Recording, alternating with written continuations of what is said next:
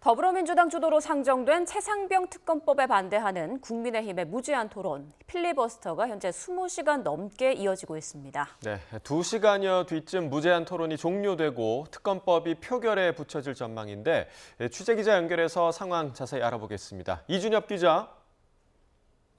네, 국회입니다. 네, 진행 중인 필리버스터에서 어떤 이야기가 나오고 있는지 전해주시죠. 네, 국민의힘 유상범 의원이 첫 주자로 나선 뒤 민주당 박주민 의원 등 지금까지 6명이 차례대로 바통을 이어받았는데요. 지금은 7번째인 곽규택 의원이 발언 중입니다. 곽 의원은 이재명 전 대표의 사법 리스크가 다급하다는 이유로 국민의 관심과 시선을 다른 곳으로 돌리기 위해 근거 없는 특검을 밀어붙이고 있다고 야당을 비난했습니다.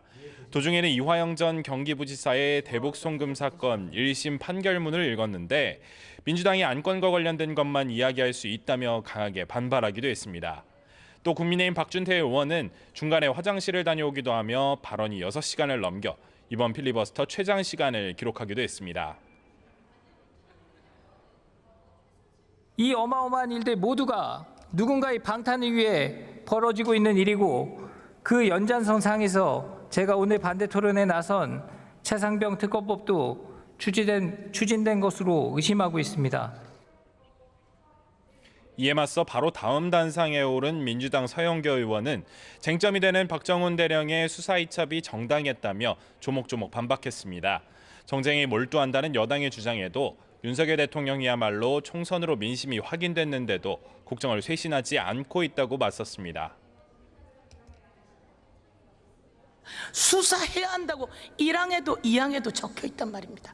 그런데 마치 종일 내내 수사해서는 안 된다라고 이야기를 했으니 그것은 팩트 체크 첫 번째 거짓.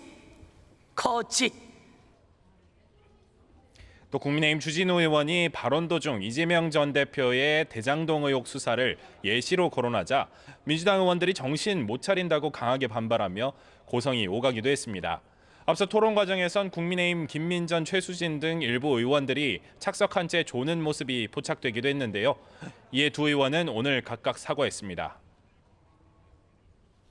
네, 이제 2시간 정도 있으면 필리버스터가 종결될 전망이라고요? 네, 필리버스터는 국회법에 따라 시작 24시간 뒤 제적 의원 5분의 3 이상이 찬성하면 표결에 거쳐 종료됩니다. 우원식 국회의장이 특검법을 상정한 것이 어제 오후 3시 45분쯤인 만큼 오늘 같은 시간쯤 마무리될 것으로 보입니다. 이미 민주당은 필리버스터 종결 동의를 국회의장에게 제출한 상태인데 24시간이 되는 시점에 동의안이 보고되고 종결 찬반 투표가 무기명 수기로 이뤄집니다. 필리버스터를 마치면 특검법은 곧바로 표결로 들어가는데 야권이 필요 의석을 모두 확보한 만큼 필리버스터 종결과 처리가 모두 이뤄질 것으로 예상됩니다.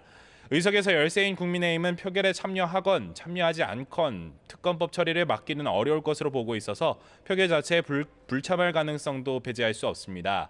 민주당은 특검법이 통과되고 나면 뒤이어 교육, 사회, 문화 분야 대정부 질문 안건을 추가 상정해 회의를 진행하겠다는 방침입니다. 다만 우 의장은 정부 여당의 불참 가능성이 거론되는 만큼 대정부 질문을 진행하지 않고 보류하는 방안도 검토하는 것으로 전해졌습니다.